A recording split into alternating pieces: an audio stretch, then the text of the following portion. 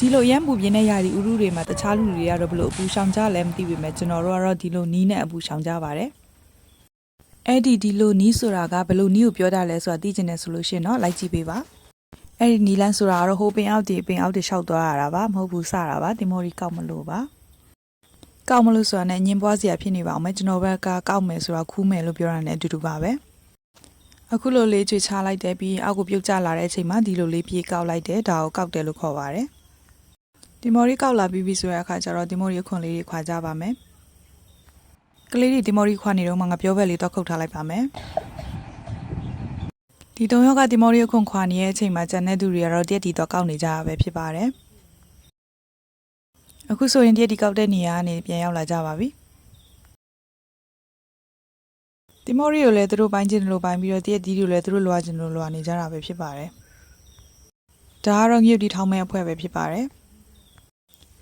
ဒီမော်ရီကိုလည်းချစ်တဲ့လူကချစ်လွာတဲ့လူကလွာနဲ့တယောက်တစ်မျိုးလှုပ်ချင်တယ်လို့ပဲလုပ်နေကြတာပဲဖြစ်ပါတယ်သူတို့လွာနေကြတယ်မပြီးသေးခင်မှာပဲစားငှက်တီကိုအစင်းနဲ့ထောင်းထားပါမယ်အရင်ဦးဆုံးငှက်တီတောင်းလေးတွေကိုရင်ထဲပါမယ်ပြီးရင်တော့စားထည့်ပါမယ်ပြီးရင်အချိုမုံလေးထည့်ပါမယ်ပြီးတော့ငှက်တီအမုံလေးလည်းထပ်ပြီးတော့ထည့်ပါမယ်ပြီးရင်တခြားလေးနည်းနည်းထည့်ပါမယ်ငပိထည့်ပါမယ်ပြီးတော့အဲ့ဆိုလို့ရှိရင်တော့ဒါတွေကိုသမအောင်ထောင်းပါမယ်ပြီးပြီဆိုလို့ရှိရင်တော့ထောင်းထားတဲ့ငပိလေးရဲ့မကြီးတီအနည်းလေးရဲ့ရောပြီးတော့နေပါမယ်ငပိထောင်းရဲ့မကြီးတီအနည်းရဲ့နေပြီးပြီဆိုလို့ရှိရင်တော့လွာထားတဲ့တင်မော်ဒီလေးတွေကိုသမအောင်ထပ်ပြီးတော့ရောနေလိုက်ပါမယ်ဒါဆိုတော့တင်မော်ဒီကပြီးပါပြီပြီးရင်တော့ရက်တီကိုထပ်ပြီးတော့တုပ်ပါမယ်ကြံထားတဲ့ငပိတောင်လေးတွေကိုထည့်ပြီးတော့မှ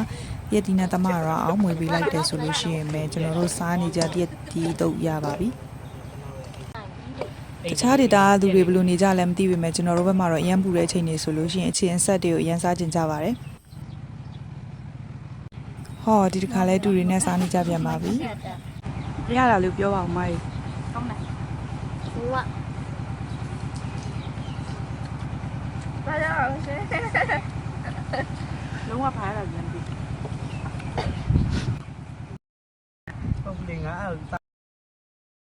တိုင်းနဲ့ပြုံးနေနေတာတို့ပဲဆိုင်ကရရတဲ့အတိုင်းမတူဆိုင်မှာလောက်တာမှမဟုတ်တာရဆိုင်ကရရတဲ့ပဲတူရမယ်မရဲ့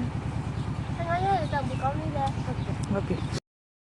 စားနေနဲ့ထမင်းလေးနဲ့စားရရင်ကောင်းမှာပဲလို့တယောက်ကပြောလာတဲ့အတွက်ကြောင့်မလို့ထမင်းလေးကိုတော့ခူးပေးခဲ့ပါတယ်အိမ်ကထမင်းကိုတရက်တီတုပ်ဟင်းအနေနဲ့စားပါဆိုလို့ရှိရင်တော့စားကြမှာမဟုတ်ဘူးဆိုပေမဲ့အခုကတော့အဖော်ရင်းနဲ့ဆိုရအခါကျတော့တော်တော်လေးကိုမိန်ကြတယ်စားကြပါဦးကျွေးရနော်ထမင်းတစ်ပကံကုန်တော့လို့နောက်တစ်ပကံထပ်ပြီးတော့တည်ယူလာပါတယ်ထမင်းထပ်ယူလာတာကြည့်ပြီးတော့သူတို့တွေကုန်နိုင်မှမဟုတ်ဘူးလို့ကျွန်တော်ထင်ထားခဲ့တာပါ